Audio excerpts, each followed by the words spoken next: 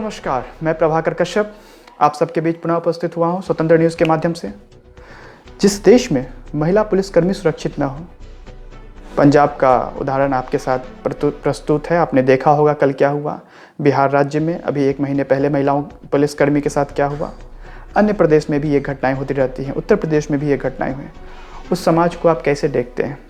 कहा जाता है जिस राज्य में, जिस व्यवस्था में, जिस देश में महिला सुरक्षित हो, समझा जाए वह राम राज्य है। क्योंकि महिलाएं का सुरक्षा होने का मतलब यह होता है कि हर एक व्यक्ति, हर एक धन, हर एक संपदा सुरक्षित है भारत की। हाथरस की घटनाएं आपको, मुझे, सबको उत्तेजित करके रख दिया होगा निश्चित रूप से। वो छोटी सी गुड़िया जिसको आप निर्भया नाम दें, मनीषा नाम दें या गुड़िया नाम दें, 19 वर्ष की उस लड़की के साथ बर्बरता हुई। सीबीआई अपनी जांच अब करने को तत्पर है, आगे बढ़ रही है। हम भारत की एकमात्र बड़ी और प्रतिष्ठित एजेंसी पे विश्वास रखते हैं कि वो इस घटना का जल्द से जल्द पर्दाफाश करे। हुआ उस बच्ची के साथ, किसने किया? क्या वह सिर्फ एक व्यक्ति था, 4 व्यक्ति था, 40 व्यक्ति था, या समूचा गांव था, या फिर कोई ऐसा जिसके बारे में हम परिकल्पना नहीं कर पा रहे हैं कि वह भी था?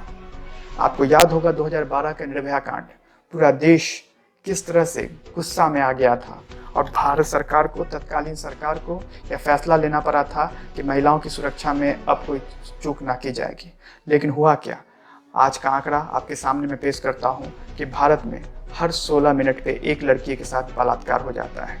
भारत में बैठी 78 सांसद महिलाएं, जिनमें से बहुत सारी महिला सांसद पे थ्रेट की धमकी मिलती है, उनको जान से मारने की धमकी मिलती है। इसका एग्जाम्पल आप पश्चिम बंगाल की इशरत जहां को देख लीजिए।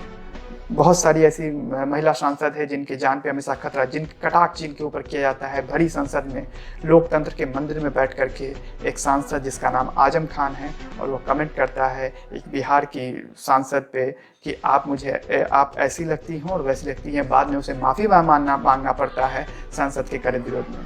आप उम्मीद कर सकते हैं कि आम महिला हमारे और आपके परिवार की कितनी सुरक्षित होंगी।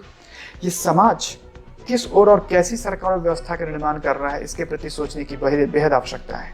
उत्तर प्रदेश की जो घटना है वो निंदनीय है, दुर्भाग्यपूर्ण है। उसके प्रति हमें संवेदनशील होना पड़ेगा, अति संवेदनशील होना होगा। और ये सिर्फ शब्दों में कड़ी निंदा की आवश्यकता नहीं है। मुझे याद आता है वो पल 2014 से पहले, जब माननीय मंत्री जी स्मृति ईरानी जी माननीय तत्कालीन प्रधानमंत्री को चूड़ियाँ भेजा करती थी। आज कहाँ है वो? कहाँ चुप बैठी हुई हैं? जब इस तरह की विभत्स घटना मनीषा के साथ नहीं, पूरे भारतवर्ष में हर 16 मिनट पे एक लड़कियों के साथ हो रहा है, कहाँ वो खामोश बैठी हैं? क्या वो महिला नहीं है?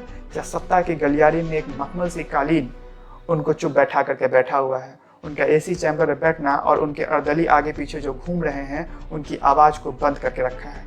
क्या इन्हें उनकी आवाज़ तभी बुलंद थी, इसलिए ही बुलंद थी क्योंकि महिला जब वो सरकार और सत्ता में बैठे, कहाँ गया वो जोश, कहाँ गया वो दमखम?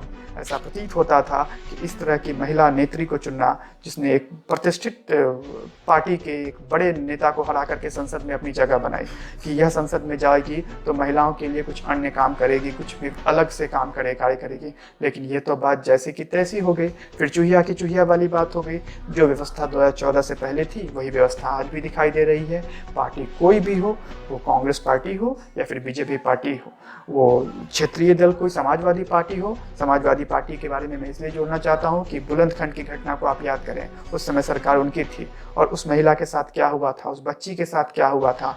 और तब जाकर के उस समय के तत्कालीन मंत्री आजम खान का एक इंटरव्यू था, उसने मीडिया में एक बाइट कही थी कि ये साजिश है। महिलाओं की चरित्र हरण जब भी होते हैं, महिलाओं के साथ गलत जब भी होते हैं, ये नेता जो उस समय किसी सत्तारूढ़ पार्टी के होते हैं, इन्हीं तरह के बरगलाने वाले बयानों के साथ निकल जाते हैं। आज उत्तर प्रदेश में यही देखने को मिलता है। जिस तरह का वहाँ का जिला प्रशासन का रवैया रहा है, वहाँ का पुलिस विभाग का रवैया रहा है, वहाँ के लोकल बीजेपी लीडर्स का जो रवैया रहा है, वहाँ के मंत्रीगण का जो रवैया रहा है, यह ठीक वही दर्शाता है कि उत्तर प्रदेश में जो 2017 से पहले था वही कार्य आज भी चलते आ रहा है।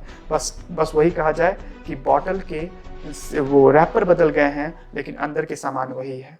मुझे दुख होता है कि आज से 20-25 वर्ष पहले तत्कालीन मुख्यमंत्री मायावती जी के साथ इतना जघन्य अपराध गेस्ट हाउस कांड में हुआ था। ये सब यूट्यूब पे अवेलेबल है, आप चाहें तो देख लें, या फिर हमारी स्वतंत्र न्यूज़ उस पर भी कुछ ना कुछ अपनी एक सीरीज़ बनाएगी, तो आप देखेंगे क्या हुआ था उनके साथ। तत्कालीन मुख्यमंत्री पे समाजवादी पार्टी के गुंडे बैठ करके उनका शोषण करते हैं, उनके ऊपर उनके कपड़े फाड़ देते हैं, ये सारी घटनाएं होती हैं। महिलाएं असुरक्षित हैं। दोस्तों, मित्रों, पुलिस और कानून छुट्टी पे बैठी हुई है, व्यवस्था जो है वो शांत होकर के कोने में चुप बैठी हुई है। ये हमें और आपको जगने का समय है।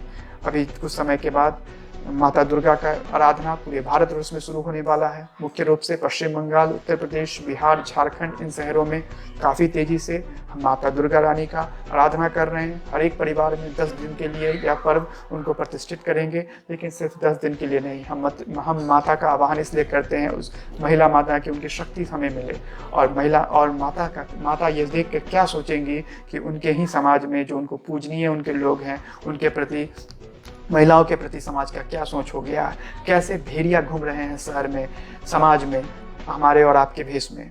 ये हमें जानने की बहुत ज़रूरत है। एक बात ध्यान रहे, यह रेप की घटना है। यह मत सोचे शिक्षित वर्ग कि यह अशिक्षा का ही कारण है, ऐसा नहीं है। आप केरला का डेटा उखाड़ करके देखें, वहाँ शिक्षा और लिटरेसी सबसे ज़्यादा है और रेप की घटना भी ज़्यादा है। फिर आप यह भी मत सोचें कि गरीबी एकमात्र कारण होता है रेप करने का। आप महाराष्ट्र का डेटा उठा करके देखें, वहाँ रेप की घटना कितनी हो रही है। अभी मैंने आपको बताया, नेशनल क्राइम रिकॉर्ड ब्यूरो का आप आंकड़ा उठा के देखें, हर 16 मिनट पे एक हमारी माँ बहन के साथ रेप हो रहा है। यह कौन है गुनाहगार, यह आते कहाँ से हैं, इस पर सोचने और विचारने की आवश्यकता है। कानून एक ऐसी बननी चाहिए, एक ऐसा डर पैदा होना चाहिए कि भारत में आज नहीं, आने वाले सैकड़ों वर्ष तक महिलाओं के प्रति एक तुच्छा सा कमेंट करना, सड़क छाप लौंडों का एक गुस्सैल रवैया महिलाओं को असुरक्षा भाव देता है। कहीं से महिलाएं गुजर रही हैं तो अपनी नज़र को नीचे करके चले आती हैं, और ये महिलाएं भले हमें चौक पे किसी और की बहन, किसी और की माँ, किसी और की बेटी दिखाई देती है, लेकिन आप भूले नहीं कि हमारे घर की माँ बहन भी कहीं और चौक चौराहे पे निकल रही होंगी, और ये दरिंदे, इस तरह की सोच वाले लोग हर जगह घूमते रहते हैं। ये जागने का समय है, समाज को जगने का समय है, एक मूवमेंट शुरू करने का समय है। सिर्फ मोमबत्ती लेकर के हाथ में नहीं, एक पूरे के पूरे भारतवर्ष को जग करके एक ऐसी नज़ीर और कानून व्यवस्था एक ऐसी बनवाने की, दबाव बनाने की आवश्यकता है, जिससे पूरा का पूरा भारत एकजुट होकर के महिलाओं के सम्मान के लिए खड़ा हो जाए। वो महिलाएं किसी की हो, किसी जाति की हो, किसी भी धर्म की हो, किसी भी रंग की हो, किसी भी व्यवस्था की हो, वो महिलाएं हैं। महिला का स्थान भारत में सर्वोत्तम है, उसके ऊपर किसी का स्थान नहीं है। आइए हम पुनः अपनी संस्कृति की ओर दौड़ें, असल में राम राज्य की ओर दौड़ें, इस तरह के कुकृत्य राज्य की ओर ना डालें। मैं इन्हीं के साथ माननीय सारे प्रदेश के मुख्यमंत्रियों को, सत्ता संभाले लोगों को, देश के प्रधानमंत्री को आह्वान करता हूं कि हमारी माताओं बहनों की सुरक्षा आपकी जिम्मेदारी है। हमने 5 वर्ष तक आपको चुना है, आप इसकी जिम्मेदारी उठाएं और अपने पाले से पीछे ना हटें। मैं इन्हीं शब्दों के साथ अपनी बातों को विराम देता हूं। नमस्ते।